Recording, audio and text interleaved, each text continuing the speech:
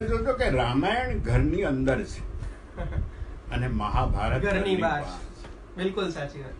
આ બંને ધર્મગ્રંથ છે, બંને અગત્યના છે. ગીતા ઘર સુધી વંચાવાને બદલે કોર્ટમાં વધારે ગઈ.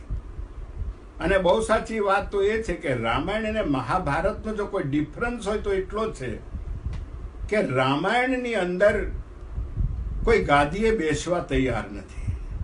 ભરતે ના પાડતી, શત્રુઘ્ને ના પાડતી.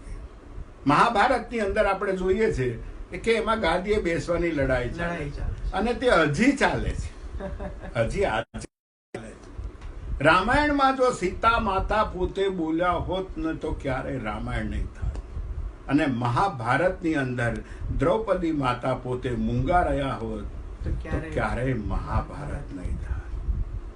રામાયણની અંદર સીતાજીને બચાવવા માટે રામચંદ્ર ભગવાને વજનદાર ધનુષને ઊંચકીને અને મહાભારતની અંદર દ્રૌપદી માટે અર્જુને 100 યોજન થાંભલીને ચડાવવું પડ્યું હતું. એકમાં ધનુષને ભાંગવું પડે અને બીજામાં ધનુષને ચડાવવું પડે.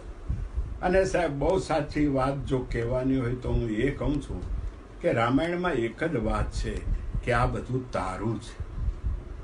સમર્પણની ભાવના છે, ત્યાગની ભાવના છે.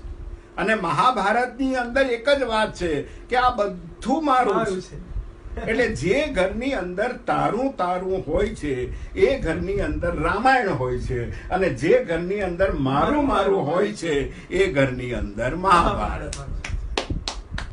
અને હું તો એમ કહું છું કે જ્યાં મારું મારું હોય છે ને ત્યાં ભગવાન એવું કહે છે કે જે એમ કે આ મારું છે એને હું મારું મારું ને મારું, અને જે એમ કે આ તારું છે એને હું તારું તારું ને તારું. આ રામાયણ અને મહાભારત વચ્ચેનો તફાવત છે.